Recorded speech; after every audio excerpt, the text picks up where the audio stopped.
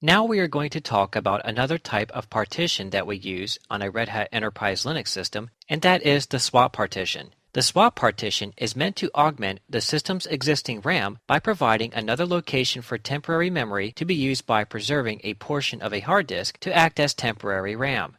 This swap partition swaps memory for applications that are not accessed as often out of RAM and stores it in the swap partition.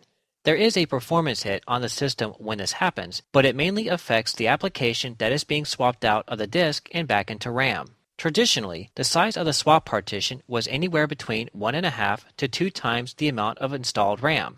For example, if you have a system with 4 GB of RAM, then you would build a swap partition that is between 6 and 8 GB of RAM.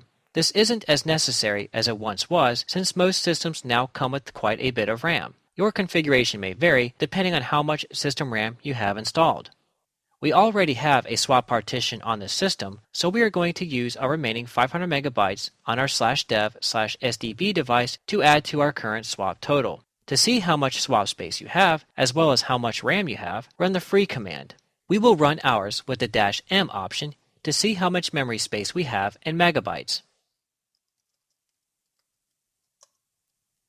We can see that we have a total of around 2 GB for our swap space.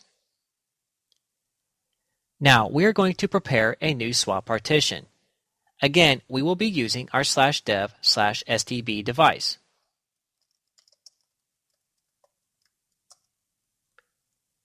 Press N for a new partition. We will make it another primary partition, so press P. This will be our second partition on this disk, so press 2. We will use the default starting cylinder and the default ending cylinder since we only have about 500 megabytes left on this disk. Now we check our partition table, press P. Now if you look at our ID and system type for the file system, we see that it is set to 83 for the default Linux file system. We will need to change this to swap. Press L to see the list of different types of file systems we can configure.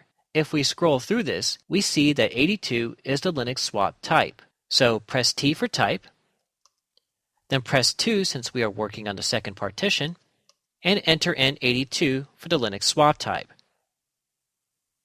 Then press Enter. Now press the P key to verify, and we can see that we have our new partition set to Linux swap. So press the W key to write our new changes. And as we see at the bottom, we are being warned that we need to either reboot our system or run the partprobe command for the kernel to see our new partition table. Now we are going to use the make swap command to make our swap file system, and we will give it a label at the same time. This is how we do it.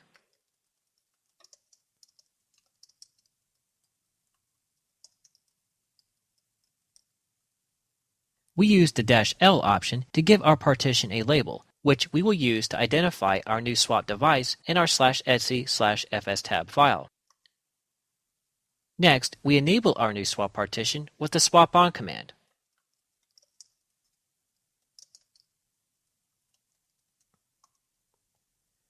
Instead of using the device name, we are referencing the new swap device by its label.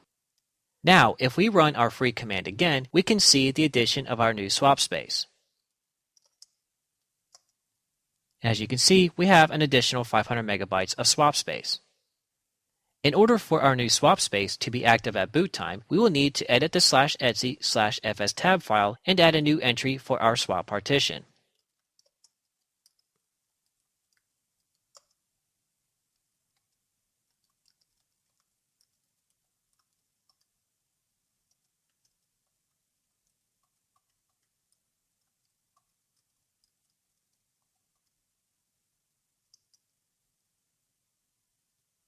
We reference our new swap partition with the label that we gave it instead of the device name. We are using the swap location to mount this device. We have the swap file system. We are using the default mount options. And we are not ever going to check this file system in the event of errors, since this is meant to be a temporary storage location for files when the system is running.